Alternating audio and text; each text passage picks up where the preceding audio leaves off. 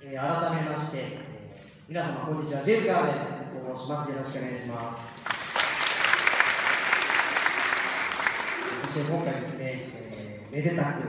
観光大使、就任させていただきまして、本当にどうもありがとうございます。メンバーの、何人かはですね、この所沢出身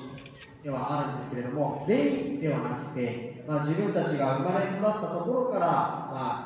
2回目にこうね、自分の生活となる場所がこの所沢だったというメンバーが集まってできたグループがジェイズガーデンということで、この所沢という街がなければ出会わなかった5人がですね、今音を奏でて全国各地で歌を歌わせていただいております。この所沢という街に、僕らですね、普段から、とても感謝をしております。この豊かな緑と、そして人が温かいというものが一番僕らの中で印象深いかなと思います。これからもですね、皆様の優しさに包まれながら、その優しさをですね、僕らは音楽で、